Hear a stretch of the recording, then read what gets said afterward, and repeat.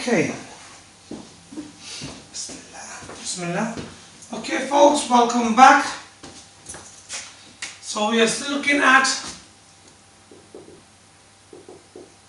similar shapes.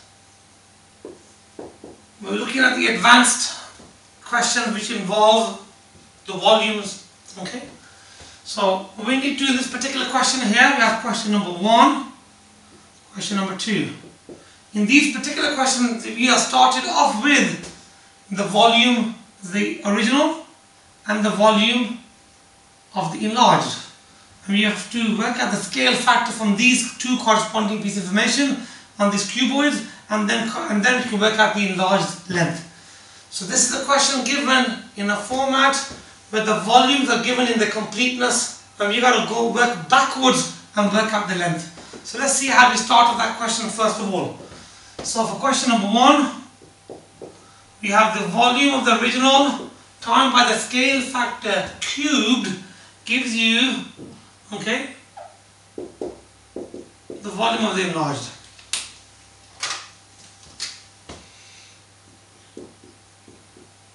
That's the first formula we're going to use. Okay, let's get cracking on that.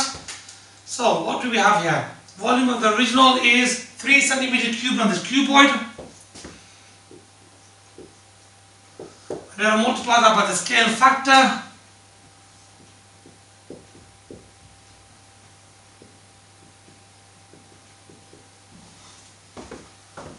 Scale factor cubed.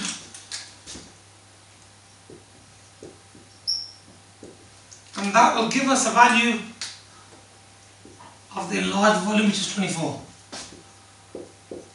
So we've put in all the information in.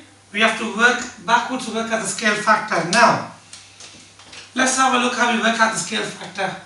We have to make scale factor the subject. So scale factor is being cubed and then times by 3. So that's our first action. Second action.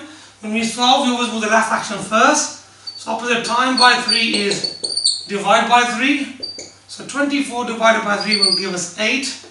And that will give us the scale factor cubed. Now we need to move the cubed over. So opposite of cubing is to cube root. So the scale factor is equal to the cube root of 8, which is equal to 2.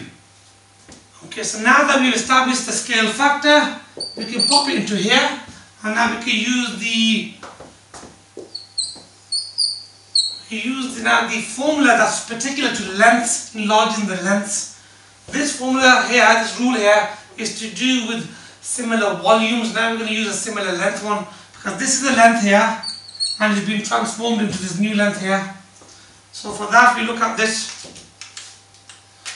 So we say length of the original times by the scale factor equals length of the enlarged. Okay, right. Now we put in here. Okay, scale factor. The scale factor we just worked out is 2. So we're going to get this number here and we're going to pop it straight into there. The length of the original is 2 centimeters. The scale factor is 2. And that should give us the length of the large one, which is x. So the answer to that one is 4. Okay. Right. So first of all, we had a question on similar shapes. This one here is dealing with similar volumes. So from the corresponding volumes, for example, the original volume and the enlarged volume, we worked backwards and worked out the scale factor using this formula here. So volume of the original times by the scale factor cubed equals volume enlarged. From that we rearranged it, made scale factor the subject. We established the scale factor as 2, and using that scale factor we were then able to do the question set in the first place, which was, if you know the original length is 2, what is the enlarged length? Now that we know scale factor, we can do 2 times by 2, that gives us x is equal to 4. And that's the end of the first question.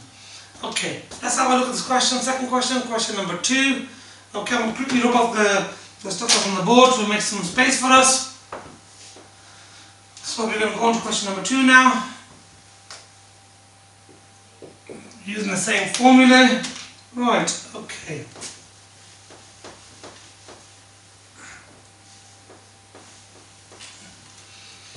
Okay, now we look at question number 2. In question number 2, what we have here is two similar cylinders. Okay, the volume of the first cylinder is 10 centimeters cubed. The volume of the second cylinder is 270 centimeters cubed.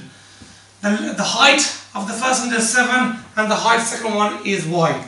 So that's what we've got to work out. We have to work out the value of y. But before we work out the value of y, we have to establish the scale factor, because this height times by the scale factor will give you that new height. But in order for us to work out the scale factor, we have to look at what other information is complete, and the volume information is complete. So we have to go from the original volume to the new volume by multiplying by the scale factor cube. That's the rule that connects them. So the volume of the original times by the scale factor cube gives you volume of the larger. So this one times by scale factor cube gives you that one. So let's put those values in.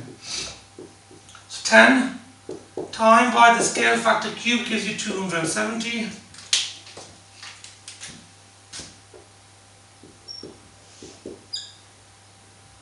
Okay, now what we're going to do here, we're going to work out the scale factor cube. We're going to make this part the subject now. So we've got scale factor cubed. Cubed is called the first action, then it's been times by 10, which is called the second action. Now in order for us to solve this, we always move the last action first. So the opposite times by 10 is divide by 10. So now we have the scale factor cubed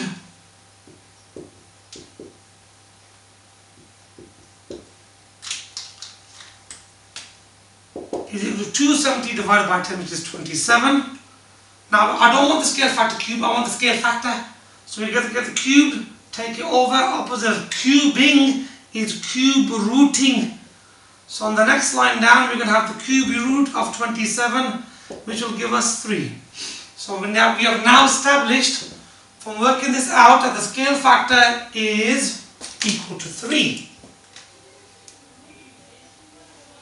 Okay, so the scale factor cubed, we can get rid of that and put 3 cubed in there.